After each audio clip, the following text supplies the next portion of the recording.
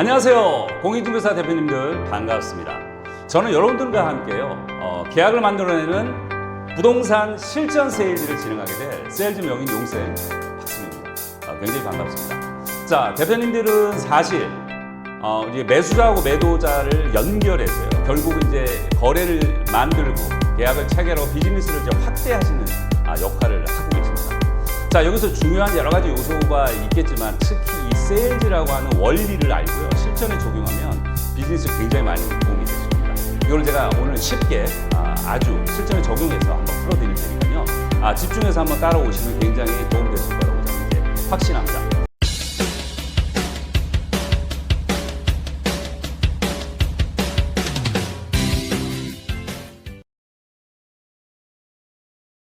그럼 이제 첫 번째 블럭, 이제 화면을 보시면서 이렇게 따라오시면 되는데, 제가 뭐라고 얘기를 했냐면, 중개를 넘어 세일즈로라는 이제 키워드를 썼습니다. 어떻게 보면, 세일즈라고 얘기하는 것들은 이게 말을 잘하거나 말빨이 좋다거나 아니면 이제 화법의 문제는 사실 아닙니다. 세일즈를 이제 깊게 공부를 하고 실전에서 여러 가지 경험을 쌓다 보면, 세일즈야말로 엄청난 과학이다. 그리고 굉장히 복잡 다단한 이런 과정이 지나가는 종합 예술이라는 걸 아마 느끼게 되실 겁니다. 그래서 제가 여러분들께 드리고 싶은 말씀은 저는 세일즈가 인생이고 인생이 세일즈라는 생각이 듭니다. 왜냐하면 한번 보실까요? 세일즈는 누군가를 이제 납득시키고 설득시키는 과정이고 또 뭐 공감하는 과정, 이 커뮤니케이션이 진행되는 과정인데 인생이 사실 세일즈 아닌 게 없습니다. 심지어는 이제 고객과 나와의 관계도 그렇고, 그 다음에 이제 뭐 배우자와의 이런 커뮤니케이션, 심지어는 가족 간에, 또 이제 부모와 자식 간에도 모두 납득과 설득의 과정, 커뮤니케이션 과정이 사실 들어가거든요. 그래서 우리 대표님들은 어떻게 생각이 좀 드시나요? 이 세일즈를 정의 내려보면, 저는 첫 번째, 이런 생각이 듭니다. 세일즈는 뭐다? 파는 것이 아니라 사는 것이다 라고 정의를 내릴 수가 있습니다. 어떻게 보면 이 상품이나 서비스를 파는 것 같지만 그거를 사는 사람은 사실 사람이거든요. 그래서 결국 고객의 마음, 사람의 마음을 사는 게 바로 세일즈다라고 이제 정의 내릴 수 있는 거고요. 다음에 또 한편으로는 뭐냐, 이게 파는 게 아니라 뭐다, 돕는 거다라고 정의 내릴 수 있습니다. 엄밀히 이제 겉에서 보면 이제 파는 것 같지만 사실 고객의 문제점, 욕구들, 니즈를 좀 발견해서 사실 해결책을 제시해서 완성하는 거, 즉 돕는 거거든요. 그래서 저는 이제 세일즈는 사는 거다 또는 돕는 거다라고 이제 정의를 좀 내리고 싶습니다. 자, 그럼 이제 부동산으로 한번 들어와 보겠습니다. 이제 매수자 관점에서 한번 보겠습니다. 자, 매수자는 뭐냐? 어떻게 보면 물건을 사는 것 같지만요. 정확하게 그 본질은 뭐냐면 본인들의 변화된 삶을 사는 겁니다. 그게 본질입니다. 그래서 이제 세일즈를 잘하는 고수들은 겉에 보이는 것보다는 그 본질을 이해하고 적용하려고 되게 노력을 많이 하거든요. 그래서 이런 점들을 한번 유념하셔가지고 생각을 좀 정리하실 필요가 있다. 이 말씀을 이제 드리고 싶고요. 두 번째는 이제 부동산 세일즈에 대한 얘기. 저는 이 말씀을 좀 드리고 싶습니다. 사실은 우리 대표님들이 하시는 일이 굉장히 많잖아요. 그런데 어떻게 보면 이제 중개라는 단어에 우리 대표님들의 업무 범위를 저는 가두지 말았으면 하는 바람에서 제가 이런 화두를 좀 던지는 겁니다. 중개가 아니라 뭐다? 세일즈를 해야 된다라는 말씀을 좀 드리고 싶은데요. 중개는 어떻게 보면 글자 그대로 이제 메신저 역할을 하는 거거든요. 예를 들어 이런 겁니다. 매수자가 이제 연락이 와서 이제 이거 너무 비싸다 물건이. 그래서 5천만 원만 깎아달라고 얘기를 합니다. 그러면 이제 내가 그 얘기를 듣고 이제 매도자한테, 집주인한테 전화를 하죠. 그래서 좀 5천 원 깎아달라, 해달라니까 절대 안 된다고 얘기합니다. 그럼 다시 전화를 해서 매수자한테 안 된답니다 라고 얘기하는 건 솔직히 이 전화기 역할밖에 안 하는 겁니다. 그래서 이제 양쪽 말을 전달하는 메신저 역할밖에 안 하는 건데 이 범위를 좀 뛰어넘어야 된다. 저는 이런 생각이 듭니다. 이제 결론은 제가 정의해 드렸죠. 화면을 보시면 뭐냐, 안 되는 상황을 되게 하면서 양쪽 욕구, 매수자와 매도자의 욕구를 조율해서 가치를 만드는 해결사 역할을 좀 해줘야 되거든요. 뭐 여러 가지 사례가 있지만 예를 들어 이런 겁니다. 그러면 이제 5천만 원 이하 요건을 받았어요. 그러면 이제 집주인한테 얘기했는데 매도자는 노라고 얘기했습니다. 근데 매도자한테 이렇게 좀 어프로치를 해보는 겁니다. 사장님 알겠습니다. 그러면 가격이나 좀 힘드시면 혹시 매수자가 원하는 입주 시기에 맞춰서 날짜는 좀 맞춰주시고요. 그 다음에 이제 혹시나 뭐 이렇게 장판이나 도배 한 500만 원 정도만 지원되신다면 제가 책임지고 이 계약 성사시키겠습니다. 라고 이제 타협점을 만들어내는 적극적으로 인발브하는 이런 것들이 중개하고 세일즈가 좀 다르다라고 제가 이제 표현을 좀 하고 싶습니다, 여러분들. 그래서 결론적으로 말씀을 드리면 사실은 이제 오랫동안 세일즈를 하다 보면 팔아야 된다고 생각을 하면 사실 잘 판매가 안 됩니다. 그래서 아까 제가 드린 대로 이 고객의 문제를 해결해 준다는 관점을 가지면은 굉장히 잘 풀리거든요. 예를 들면은 제가 이제 표현을 해놨습니다. 이제 매수자 관점에서 보시면은 이런 겁니다. 내가 이제 자산 증식에 대한 이런 욕구들이 있거든요. 그거를 내가 해결해 준다는 관점에서 접근한다든지 아니면 이제 주거의 쾌적함을 해결해 준다. 내지는 이제 통학이나 출퇴근, 그래서 이 편리함을 내가 해결해 준다. 이런 관점이 접근한다든지 또 마지막으로는 이런 거 있습니다. 복지와 문화 같은 인프라 같은 것들을 좀 해결해 준다는 관점에서 접근을 하시면 세일즈가 쉽게 풀린다라는 것들 여러분들 한번 유념해 주시면 좋을 것 같습니다. 그래서 사실은 세일즈에는 명언이 있습니다. 요거는 꼭 기억해 주십시오. 여러분들 같이 한번 따라 읽어줬으면 좋겠는데 한번 화면 보시고 따라 읽어주세요. 뭐냐? 이유를 만들어주면요 욕구가 생기고 욕구가 생기면 사실은 사람은 행동을 합니다. 그래서 보통 세일즈를 잘 하시려면 뭐냐면 내가 판매하고자 하는 연결하고자 하는 물건에 집중하지 마시고요. 그거를 사는 사람, 파는 사람, 사람이 집중해야 됩니다. 그래서 이분들의 매수자나 매도자의 이제 대화를 나누면서 이분들한테 잘 팔고 또 잘 살 수 있는 이유를 만들어 주는 거. 그게 출발점입니다. 그러면 욕구가 생기고 계약으로 이루어진다. 이렇게 정리해 놓으시는 게 굉장히 도움 되실 겁니다. 자, 그다음요. 곰곰이 생각 한번 해보자고요. 고객이 진짜 원하는 게 뭘까요? 자, 제가 이제 내비게이션을 들고 나왔는데요. 솔직히 뭐 우리끼리 하는 얘기지만 뭐 이렇게 네이버 부동산 보시면 뭐 시세 다 나와 있고 거래 히스토리 있고 심지어는 뭐 아파트 같은 경우 평면도까지 있습니다.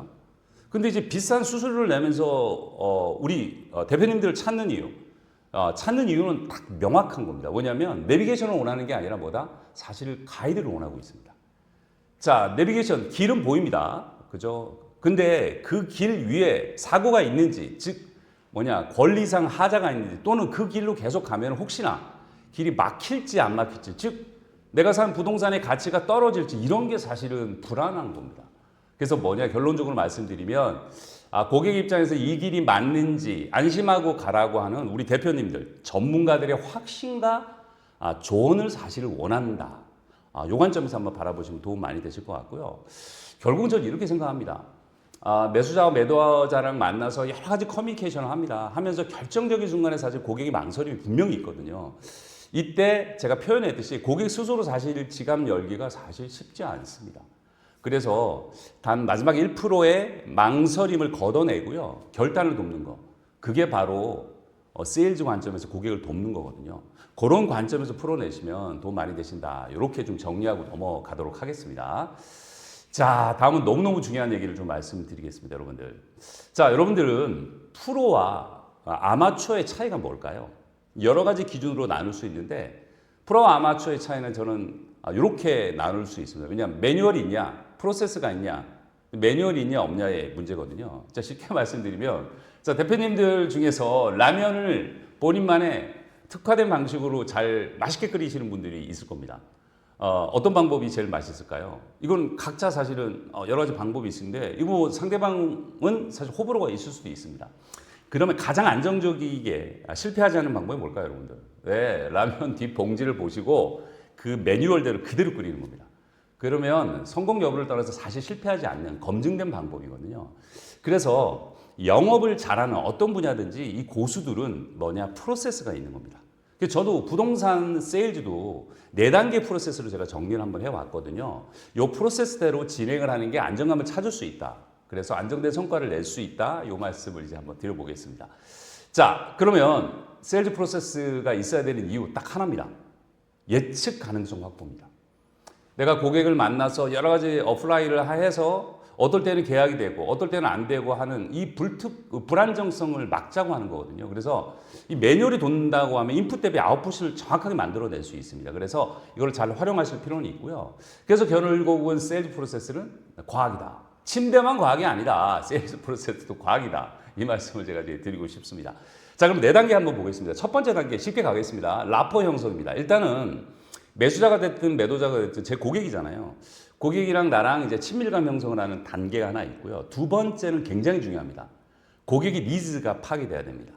니즈를 파악하지 않으시는 분들이 종종 나옵니다. 그러니까 내 물건의 장점과 특징을 설명하기 바쁘면 세일즈가 안 됩니다.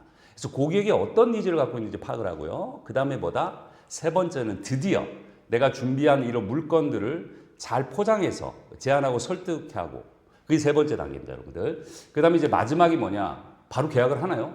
부동산이 뭐 한두 푼도 아니고 굉장히 망설이게 되고 고민하게 됩니다. 그럴 때 계약을 체결하는 이 종결의 과정, 이 총 4단계의 프로세스를 잘 점검하시고 진행하는 게 굉장히 중요하다. 이 말씀 이제 드리고 싶습니다. 자, 그럼 한 가지씩 포인트만 좀 보겠습니다. 결국은 라포 형성은 결국 이겁니다. 이게 처음 만나는 고객이든 어쨌거나 이제 신뢰감을 만들고 우호적인 분위기를 만드는 게 반드시 필요하다는 거. 그거 여러분들 경험에서 나오실 거예요. 그 다음 두 번째는 뭐냐면 니즈 파악은 뭐죠? 솔직히 질문을 잘 던져야 됩니다. 그래서 효과적인 질문의 기술을 통해서 고객의 니즈를 발견하고 확장하는 과정이 두 번째 단계. 자, 세 번째는 뭐냐면 이제 드디어 이제 해결책을 제시하잖아요. 사실은 멋지게 계약할 수 있도록 브리핑을 잘해야 된다. 이 브리핑 기술에 대한 것들. 그다음 마지막으로는 망설임을 그죠? 사인하도록 만드는 거절 처리를 해서 계약을 체결하는 과정. 이 네 가지를 순서대로 잘 진행을 해 보시는 게 중요하고요. 오늘 이 시간에는 이 네 가지를 하나씩 아주 쉽게 풀어보는 이 과정을 한번 가질 겁니다. 자, 먼저 이제 첫 번째 블록이 나왔습니다. 라포 형성입니다. 자, 저는 이 얘기를 좀 하고 싶습니다.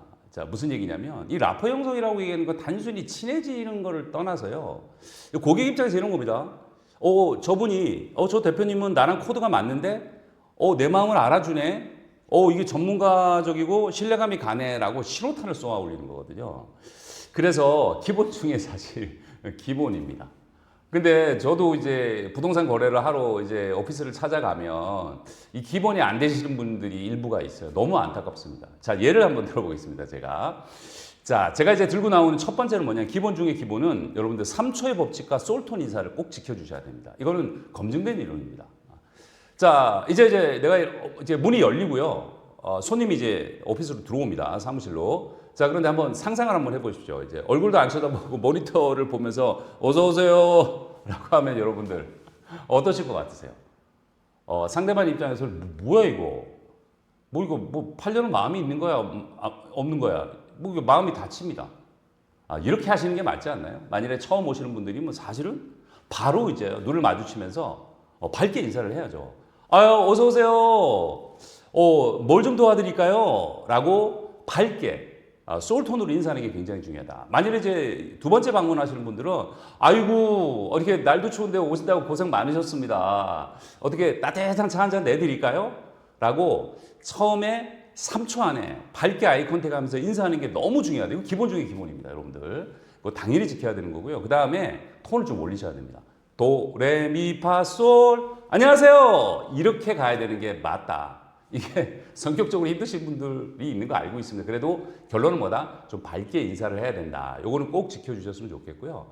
두 번째는 여러분들 미러링과 페이싱이라는 건데 뭐냐면 사실은 고객, 사람의 성향이 되게 다릅니다. 그래서 어떤 분들은 성격이 굉장히 급한 급행열차 스타일이 있어요. 그런 분들은 거기에 맞춰줘야 되고 또 천천히 가시는 분들은 또 천천히 맞춰줘야 되는 겁니다. 제가 이제 사례를 하나 드리겠습니다. 어떤 분이 문을 열고 와가지고 저기 거두절미하고 나 지금 시간이 없으니까 30평대 매물 빨리 좀 보여줘요 라고 했을 때 아이고 사장님 뭐가 그렇게 급하셔, 천천히 하셔, 차 한잔 먹고, 이러면 짜증 엄청 냅니다. 그때는 이제 맞춰주는 거야. 아이고 사장님 많이 바쁘신가 봅니다. 자, 그러면 거두절미하고요 기가 막힌 매물 2개 제가 바로 보여드리겠습니다 라고 하는 게 맞는 거고요. 그 다음에 이제 완행열차 스타일은 뭐냐면 왜 보면 등기부등본 막 처음부터 끝까지 계약서 처음부터 끝까지 막 꼼꼼히 읽어보시는 분들이 있어요. 그런 분들 맞춰주셔야 됩니다. 그럼 이렇게 얘기하면 좋은 예시겠죠. 사모님, 어떻게 보면 사모님의 전 재산이 걸린 문제이기 때문에요. 제가 이 동네 시세 변화서부터 권리 분석, 하자가 있는지 없는지까지 꼼꼼히 제가 한번 살펴드리고 천천히 한번 안내 말씀드리겠습니다. 라고 하면요. 달라집니다, 여러분들. 그래서 좀 전에 말씀드린 기본 중에 기본 지키자. 이거 한번 점검해 주시면 이제 좋을 것 같고요. 다음은 경청의 기술입니다. 많이 들어보셨을 텐데 사실은 이렇게 표현하는 곳이 많죠. 경청은 최고의 설득의 기술이라고 얘기합니다. 자, 예를 들어 가지고요. 이게 집을 보여줬어요. 자, 여러분 화면에 보시면 집 둘러보고 와서 실망스러운 표정으로 우리 대표님들한테 이렇게 얘기합니다. 아니 소장님, 예산에 맞춰서 보여주신 거는 제가 알겠는데, 아우, 집이 너무 좁아요. 라고 했을 때 여러분 어떻게 반응해야 되는지 그 1, 2, 3를 보여드리겠습니다. 첫 번째는 뭐냐면 소극적 경청은 나 중심의 경청인데 이거는 사실은 지향해야 되는 거고요. 최소한 두 번째 단계는 돼야 됩니다. 이 팩트 중심의 듣기인 적극적 경청을 좀 하셔야 되는 거고요. 자, 세 번째는 뭐냐면 이거는 고수의 영역입니다. 이거 분명히 이렇게 하실 수 있습니다. 모든 분들이 맥락 중심으로 들으면서 이 공감적 경청을 해야 되는 겁니다. 자, 예를 들어서 소극적 경청은 이런 겁니다. 뭐냐면 내 중심이에요. 이제 고객의 말을 듣기보다는 뭐다?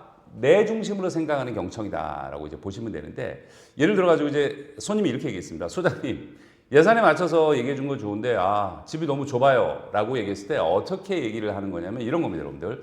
아니 사모님, 이 예산에 이 동네에서 이 정도면 넓게 빠진 거예요라고 하면 여러분 기분이 어떠세요? 아마 이런 반응을 보일 겁니다. 제가 화면에 정리해 놨죠. 뭐냐? 아이고 저 사람은 내가 안중에도 없구나. 나를 가르치려고 하는구나 라고 해서 어떤 분들은 사실은 기분 상할 수도 있습니다. 자, 그 대신 적극적 경청 이 정도는 해주셔야 됩니다. 이건 뭐냐면 상대방의 말소리, 그 다음에 단어 논리, 그 다음에 이런 것들을 정확하게 이렇게 앵무새 화법처럼요. 거울처럼 반영하는 게 굉장히 중요합니다. 예를 들어서 집이 너무 좁아요 라고 얘기했어요. 그러면 이렇게 표현하시라는 겁니다. 가지고 계신 짐에 비해서 이 평수가 너무 좁게 느껴진다는 말씀이죠. 사장님 이렇게 얘기해 주는 겁니다. 그럼 여러분 어떠세요 느낌이? 그럼 최소한 이 정도는 됩니다. 이 사람이 내 말을 정확히 이해하는구나, 전달되었구나라고 최소한 안도감을 느끼는 겁니다. 최소한 이 정도 수준은 돼야 된다. 다음은요. 이 고수의 영역이라고 말씀드렸습니다. 자, 맥락 중심의 듣기, 공감적 경청입니다. 이렇게 좀 정리 내릴 수 있습니다. 말뿐만 아니라요. 감정, 분위기, 찰나의 표정, 한숨의 의인까지 사실 읽어내는 겁니다. 자, 아까 말씀드린 대로 아니 이거 집이 너무 좁아요. 아우 너무 좁아. 이렇게 얘기를 했을 때 이렇게 표현하는 겁니다. 예시를 들어오는 거니까 한번 보세요. 맞습니다 사모님. 지금 쓰시는 가구도 많은데 여기 들어오시면 얼마나 답답하시겠어요. 차라리 그러면 연식 5년 떨어져도 같은 예산에 거실 확 트인 아파트로 지금 한번 넘어가 볼까요? 자, 여러분 느낌 완전 다르죠. 그러면 이제 고객은 대부분 이 사람 내 마음을 알아주는구나라고 사실 신뢰가 상승한다. 이렇게 정리를 좀 하실 수 있습니다. 그래서 요거는 여러분들 좀 관심을 가지고 연습을 하시면 되는데 최소한 뭐다? 적극적 경청. 그 다음에 더 나아가서는 공감적 경청까지 한번 시도해 보시는 게 굉장히 도움된다. 이 말씀 이제 드리고 싶습니다. 자, 그 다음에 이제 세 번째는요. 진짜 너무 중요한 겁니다. 저는 이제 이거를 어떻게 표현하고 있냐면 자존감 상승 이론이라고 얘기를 하고 있는데 이건 뭐냐? 결국 상대방의 마음을 열어야 되거든요. 내가 무슨 브리핑을 하든 설명을 하든 간에 내 얘기가 잘 먹히기 위해서는 뭐다? 상대방이 나에 대해서 호감을 가지고 마음을 열어야 되는데 자, 그러면 그 여는 방법 중에 핵심은 뭐냐면 상대방의 자존감을 올려야 되는 겁니다. 정리 제가 해드렸어요. 뭐냐면 인간이 가지고 있는 5대 욕구 중에 하나가 바로 인정 욕구입니다. 그럼 상대방의 인정 욕구를 충족시켜서 대화를 우호적으로 전개를 해 나가야 되는데 자, 어떻게 하느냐? 결론 하나입니다. 고객이 듣고 싶은 얘기를 해줘야 됩니다. 자, 고객이 듣고 싶은 얘기 어떻게? 우리가 알고 있는 단어를 쓰겠습니다. 뭐냐? 칭찬, 인정, 공감하면서 상대방이 듣고 싶은 얘기를 해주는 겁니다. 자, 이건 다 아는데요. 핵심의 포인트가 있습니다. 그러면 칭찬을 어떻게 하느냐? 여러분 이제 결론 내드리겠습니다. 겉에 보이는 것보다는 보이지 않는 의중 의도를 칭찬하는 겁니다. 제가 예를 한번 들어드릴게요. 손님 중에 예를 들어서 우리가 이렇게 얘기하는 사람들 있죠. 저기 너무 스타일이 좋으시네요. 이렇게 넥타이가 이쁘네요. 수트가 멋있네요. 이런 거는 기본인데 이거보다는 이렇게 하는 겁니다. 사모님, 이 브라우스 보니까 엄청나게 이쁜데 이거 혹시 직접 고르신 거예요? 직접 골랐다고 얘기하면 혹시 예술계통에 근무하셨습니까? 와, 옷을 보는 안목이 대단한데요? 라고 보이지 않는 그 사람의 안목을 칭찬해 주라는 겁니다. 예를 하나 들었습니다. 두 번째는 인정인데요. 요거는 결과보다는 이제 과정을 인정해 줍니다. 고객이랑 대화를 나눠보면 고객 입장에서는 뭔가 이렇게 좋은 일이 있을 수 있잖아요. 예를 들어가지고 아들이 어떤 좋은 회사에 입사했다든지 아니면 대학을 진학했을 때 이럴 때 이제 보통 아이고 축하드립니다. 이 정도에서 끝내지 마시고 과정을 얘기해 주라는 겁니다. 만일 이제 자녀가 이제 대학을 입학했어요. 어우, 축하드립니다. 그런데 사모님, 그럼 지난 6년간 새벽부터 밤늦게까지 뒷바라지 하신 이 중심에 계셨던 분이 바로 사모님이시잖아요.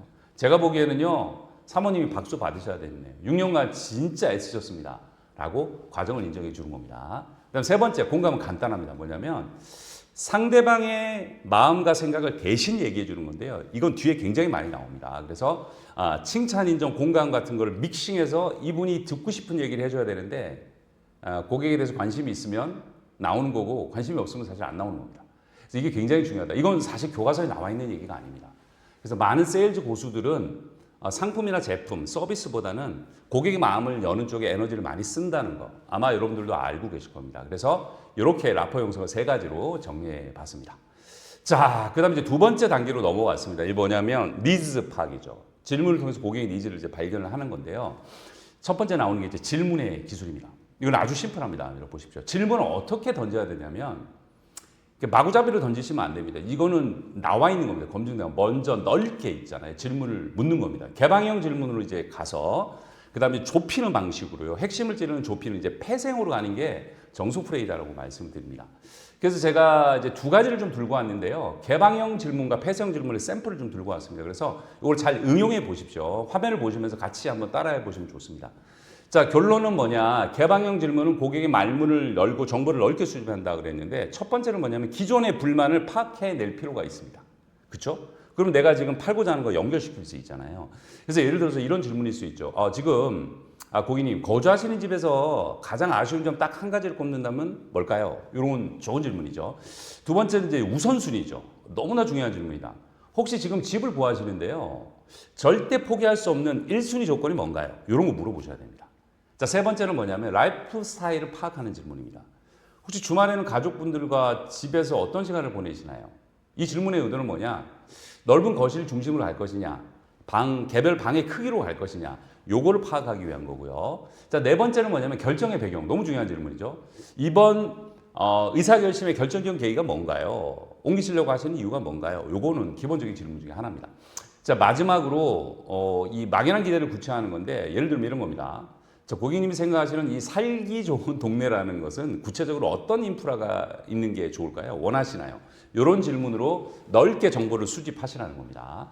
자, 그 다음에 이제 폐쇄형 아주 구체적인 정보로 들어갑니다. 그래서 정보를 확인하고요. 제가 표현하고 있죠. 테러를 차단하는 그런 질문법이라고 보시면 됩니다.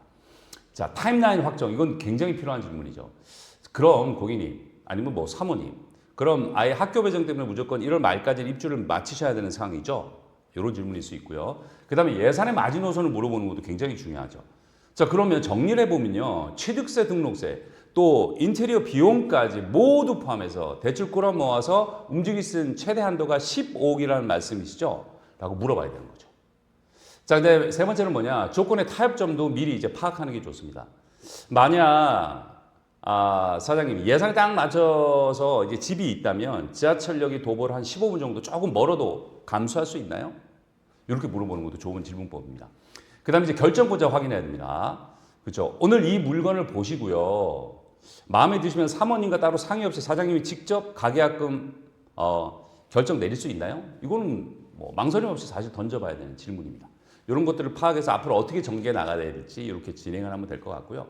그래서 결론은 뭐냐면 질문의 기술에는 넓게 시작해서 좁게 좁혀라. 그리고 제가 중심적인 키워드를 기억해서 사용하시면 좋을 것 같고요. 다음은 이제 빙산 이론입니다. 이거.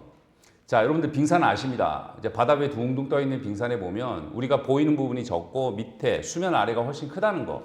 우리 누구나 다 알고 있는 얘기입니다. 그러면 고객이랑 대화를 나눌 때요, 이 겉에 표현되어지는 이런 표면적 욕구를 보고 판단하는 것도 당연히 기본이지만, 그거를 잘 해석을 해서, 수면 아래에 있는 이 고객, 손님의 잠재적 욕구, 내면적 욕구를 파악하는 게 굉장히 중요합니다. 자, 그래서 why를 물어서 동기를 찾아내라는 말씀인데, 요걸 샘플로 제가 몇 가지 이제 말씀드릴 겁니다. 왜 이런 이 내면적, 잠재적 욕구를 알아야지 거기에 맞춰서 세일즈 포인트를 찾을 수 있는 거거든요. 예를 들어서 이런 분들입니다. 이제 가격 저항형인 이제 고객분들이에요. 이런 분들이 이제 봤을 때, 표면적 욕구인 겁니다. 저 무조건 싼 집 주세요. 뭐 급매물만 보여주세요. 이렇게 표현하는 거는, 잠재적 욕구가 이럴 수는 있습니다. 제가 표현하고 있죠. 무리하게 연끌하다가 뭐 금리 오르거나 부동산 가격 하락해서 하우스포어 될 수 있다라는 사실 두려움이 있다는 거죠. 자, 그러면 세일즈 포인트는 뭐다? 싼 물건도 좋지만은 뭐다? 방어가 잘 되는 황금성 높은 안전한 물건이라고 하는 쪽에 포커스를 맞추시라는 겁니다. 자, 두 번째는 뭐냐면 학군 입지 지향형이에요. 표현이 이렇게 합니다. 아, 무조건 초품해야 되고 뭐 길 건너면 안 된다. 이런 것들은 잠재적 욕구가 이럴 수 있습니다. 뭐 맞벌이라 사실 자녀 챙길 수 있는 이런 챙길 수가 없으니 미안한가 이제 불안함이 좀 있잖아요. 그다음 혹은 이제 엄마들 같은 경우는 이 커뮤니티에 합류를 해서 이 정보력이 밀리기 싫은 이런 소속감과 이 과쇼 같은 게 있잖아요. 그래서 이런 경우에는 어떻게 세일즈 포인트를 맞추냐고 하면 직구조보다는 뭐냐 통학의 안전성 내지는 단지 내 커뮤니티 활성화 쪽으로 포커스 세일즈 포인트를 맞추시라는 겁니다. 자, 이제 세 번째는 이제 평수 확정형. 굉장히 넓은 것들을 우선시 하시는 분들은 표면적 욕구는 나는 24평 필요 없고 최소한 30평 아니면 40평 이렇게 얘기하시는 분들이 있습니다. 그럼 잠재적 욕구를 한번 생각해 볼 필요는 있어요. 이거는 예측하건대 이런 거죠. 아닐 수는 있지만 아이 성장에 따른 개인 공간이 없어 생기는 가족 간의 불편함이 있을 수 있고요. 또 내줄 이런 분도 있습니다. 누군가를 초대했을 때 번듯한 보여주는 이런 인정 욕구 같은 것도 사실 존재하거든요. 그러면 세일즈 포인트는 달라지는 거죠. 평수 숫자보다는 독립된 동선, 공간, 그리고 이제 거실의 개방감 같은 쪽에 이 개방감을 이제 보여주면서 변화된 삶을 한번 그려주는 게 세일즈 포인트다라고 이제 보시면 될 것 같고요.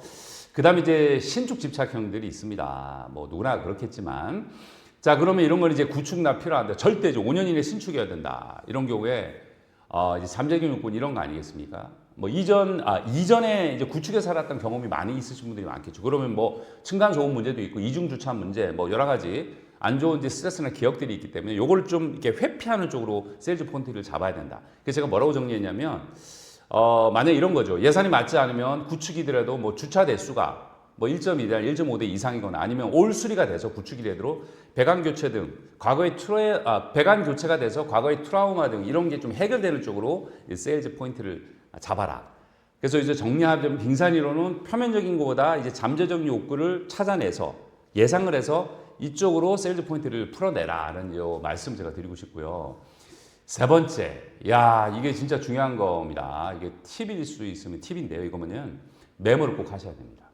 메모는 단순히 기록이 아니고요. 어마어마한 파워가 있습니다. 이건 다 검증된 이론이라고 말씀드렸습니다. 첫 번째는 뭐냐면 시각적 압도 효과가 있습니다, 여러분들. 그냥 급한 대로 뭐 이면지라든지 뭐 그런 데다 적지 마시고요. 조금 고급스러운 다이어리, 좀 좋은 펜 이런 것들을 가지고 한번 여러분들 이렇게 한번 말씀 한번 해보세요. 뭐냐면 사모님 어떻게 보면 사모님의 전 재산, 중요한 재산을 다루는 문제이기 때문에 제가 천천히 꼼꼼하게 기록하면서 사모님과 대화를 나눠보겠습니다. 라고 얘기하면 고객이 어떤 느낌일까요? 와, 저 사람 내 재산을 진짜 진지하게 다루는 진짜 프로구나. 완전 처음부터 달라지는 겁니다, 여러분들.